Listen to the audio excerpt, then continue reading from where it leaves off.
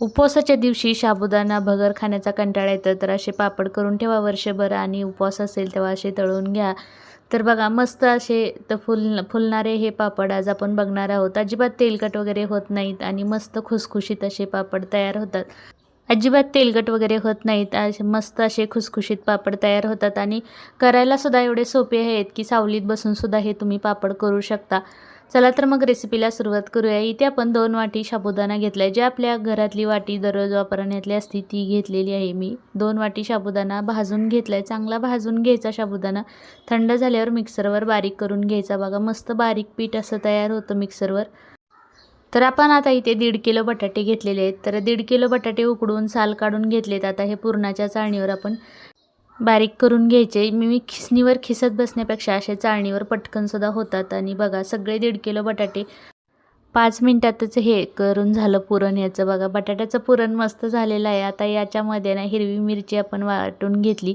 फक्त हिरवी मिरचीच बारीक करून घेतली आणि आता चवीपुरतं मीठ घालून घ्यायचं आहे. आणि याच्यातच आता आपण साबुदाण्याचं पीठ करून घेतलेलं आहे ते घालून घ्यायचं आहे. तर मी अगोदर अर्धच पीठ घालून घेतलं आहे. आपल्याला किती लागतं आहे ते बघायचं आहे. पण मला सगळंच पीठ हे लागणार आहे असं वाटतं आहे, कारण बटाटे चांगले उकडलेले आहेत. कुकरला लावले होते बटाटे. तर बघा 2 वाटी एवढं साबुदाण्याचं पीठ लागलेलं आहे आणि मस्त गोळा तयार झालेला आहे. आता याला तेलाचा किंवा तुपाचा थोडासाच हात लावायचा, जास्तसुद्धा तेल लावायचं नाही. 5 मिनटंच असं झाकून ठेवायचं. 5 मिनटानंतर आपण हे बघूया. बघा मस्त पीठ तयार झाले. आता याचे आपण गोळ्या करून घेऊया. तर जास्तसुद्धा तेल लावायचं नाही, नाहीतर आपले हे वर्षभर पापड राहणारे असतात आणि मग नंतर तेलाचासुद्धा वास येतो. तर आता आपण ह्याचे पीठ मळून घ्यायचे परत एकदा आणि याच्या गोळ्या करून घ्यायच्यात.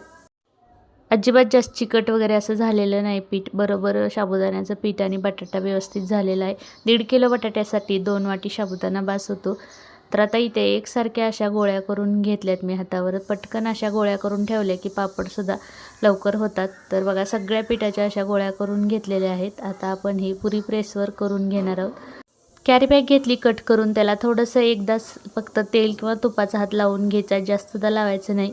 तर तुमच्याकडे जर पुरी प्रेस नसेल तर तुम्ही प्लेटवर सुद्धा हे पापड करू शकता किंवा लाटण्याने सुद्धा लाटू शकता. पण जेवढं पुरी प्रेसवर पटापट होतात पापड तेवढे लाटण्याने किंवा प्लेटने सुद्धा होत नाहीत. तर बघा पटकन असा दाबलं की लगेच पापड तयार होतो आणि एकसारखा असा पापड तयार होतो. कुठे जास्त जाड किंवा पातळसुद्धा होत नाही. तर बघा मस्त पापड आता तयार झालेला आहे. एकसारखे असे पापड आपण आता हे करून घेणार आहोत. तर आता मी हे सावलीतच पापड वाळवून घेणार आहे. नंतर दुसऱ्या दिवशी उन्हात घालून घ्यायचे. तर आता आपण एक कपड्यावर पापड टाकून घ्यायचं आहे. बघा मस्त पापड असा तयार झालेला आहे.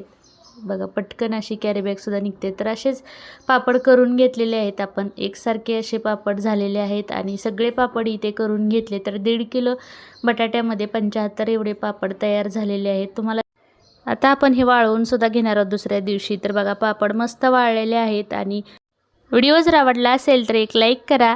व्हिडिओ बघितल्याबद्दल सर्वांना धन्यवाद.